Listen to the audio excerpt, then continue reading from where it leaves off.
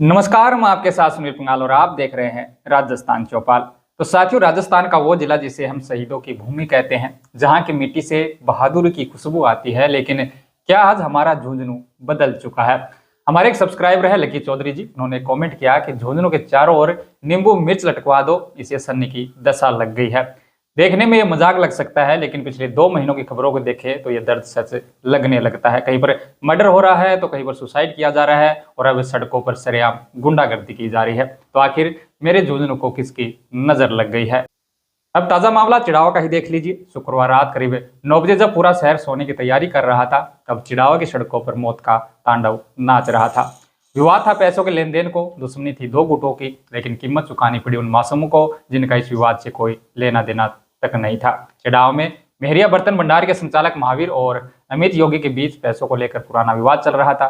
आरोप है कि अमित ने महावीर को पहले भी धमकियां दी थी और कल रात उसी रंजिश ने एक खौफनाक मोड़ ले लिया। मीडिया रिपोर्ट के अनुसार महावीर अपनी पिकअप लेकर दुकान बढ़ाकर घर लौट रहे थे। घात लगाए बैठे अमित और उसके 7-8 साथियों ने सही रोड पर उन्हें घेर लिया। उस दौरान महावीर बदमाशों से बचने के लिए अपने पिकअप को भगाया, लेकिन बदमाशों ने भी अपनी गाड़ी है वो पीछे दौड़ा दी। इस दौरान जान बचाने के जद्दोजहद में महावीर की पिकअप एक मकान की दीवार से जा टकराई। धमाका इतना तेज हुआ कि दीवार और दरवाजा भी ढह गए।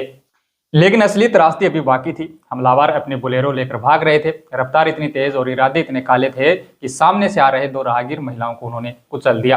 हालांकि अभी तक स्पष्ट नहीं हो पाया कि टक्कर पिकअप से हुई थी या फिर बोलेरो गाड़ी से। ये जांच के बाद ही पता चल पाएगा।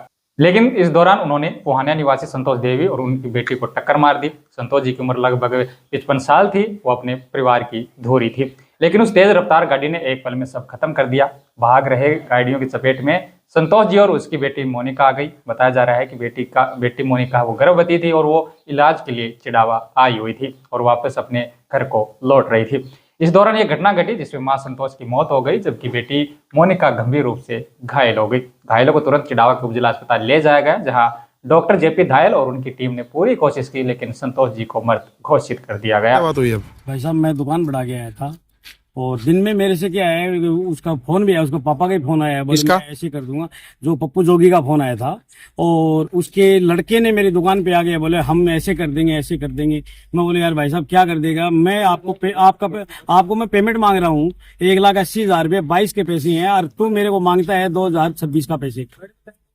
और फिर आगे के हम आए भी और दुकान बढ़ा के आए ना, तो हमारे पीछे पीछे गाड़ी आ रही थी, हम आगे जा रहे थे। मेरा लड़का था वो आगे आगे मोटरसाइकिल भी जा रहे थे।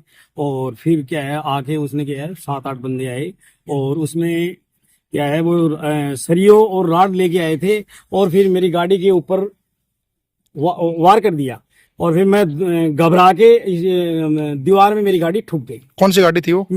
वो बोलेरो गाड़ी थी और मेरी पिकअप थी। वो गाड़ी पीछे भाग रही थी, उसमें कोई हादसा ही बताया जा रहा है? वो गाड़ी भागी है जब? वो हमें पता नहीं है, मैं तो आगे था। मेरी गाड़ी तो यहीं है, यहीं रुक गई, बस यहाँ से लिया है और उन्होंने मेरे पीछे लगा के और वो राड मारी तो मेरे को चुक हो गया। गाड़ी में कौन कौन सवार थे? एक तो उसमें था अमित योगी था और 7-8 बंदे और थे, मैं उसको जानता नहीं हूँ। और दिन में मेरे को 3-4 बारी फोन किया है, मेरे पास रिकॉर्डिंग भी है, मेरे पास सभी कुछ है। क्या बोले? बोलो हम ऐसे कर देंगे ऐसे कर देंगे, बहुत बड़ा काम कर देंगे। फिर मैं बोला यार कर देना यार, क्या दिक्कत है यार, और तो क्या करें। आपका नाम? मेरा नाम महावीर मेहरिया है और मैं एक बर्तन व्यापारी हूँ और बर्तन की दुकान चलाता हूँ। ठीक। और मैं तो वहीं मोनिका की हालत गंभीर होने के कारण उन्हें जिला अस्पताल रेफर कर दिया गया। पुलिस मौके पर पहुंची, छानबीन शुरू की, गाड़ियां जब्त है वो कर ली गई। लेकिन क्या ये काफी है? आज सवाल प्रशासन से भी है और समाज से भी। क्या हम उस दौर में जी रहे हैं जहां आपसी रंजिश के बीच राह चलते बेगुनाह मारे जाएंगे? शहीदों के जिले की पहचान अब अपराधियों के गढ़ के रूप में क्यों होने लगी है? संतोष जी का परिवार आज बिखर गया है। क्या उन हमलावरों को कड़ी सजा मिलेगी? क्या झुंझुनू फिर से सुरक्षित महसूस कर पाएगा? अपनी राय है वो कमेंट में जरूर बताइएगा और प्रार्थना करते हैं कि घायल मोनिका जल्द ठीक होकर अपने घर वापस लौटे। तो लास्ट में यही कहेंगे कि सतर्क रहिए, सुरक्षित रहिए। जय हिंद, जय राजस्थान।